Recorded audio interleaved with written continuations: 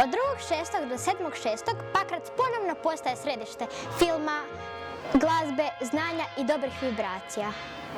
Pridružite nam se na još jednom izdanju Multipaka, manifestacije koja spaja vrhunski zvuk, zanimljive priče i zajednicu.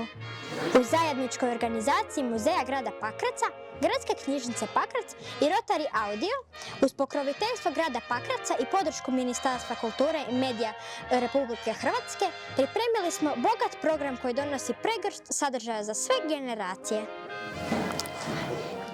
Evo, pred nama je početak još jednog multipaka, 13. po redu, koji će se održati od 2.6. pa do 7.6. Tjedan dana u stvari ispunjen najrazličitijim sadržajima, znači sadržajima svih vrsta za sve dobne skupine.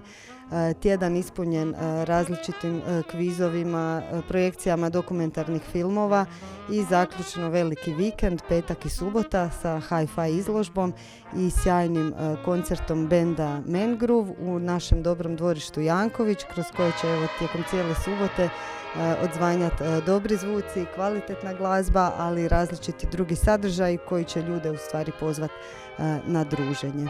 I ovaj multipak naravno zajednički je projekt naše knjižnice, Gradske knjižnice Pakrac, Muzeja grada Pakraca i našeg Božidara Savija, odnosno Rotary Audio, i sve to pod pokroviteljstvom grada Pakraca i Ministarstva kulture i medija.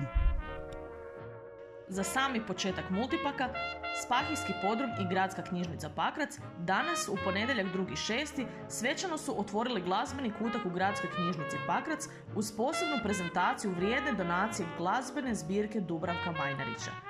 Zbirku nam je velikodušno poklonila gospođa Naima Balić, supruga preminulog hrvatskog glazbenika, glazbenog producenta, televizijskog novinara i voditelja, koji se i ovim putem srdačno zahvaljujemo.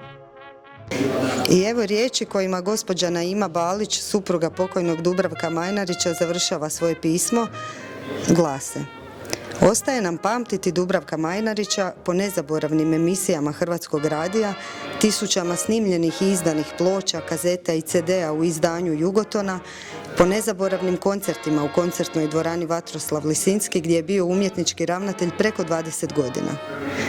Glazba je najveći dar svima nama. Ne traži ništa za uzvrat osim da je slušamo. CD-i su ovdje, sada u Pakračkoj knjižnici. Slušajte ih i uživajte u odabranoj glazbi.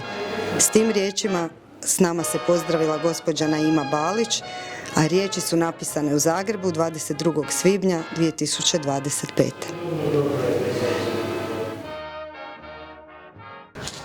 Multipak je službeno počeo.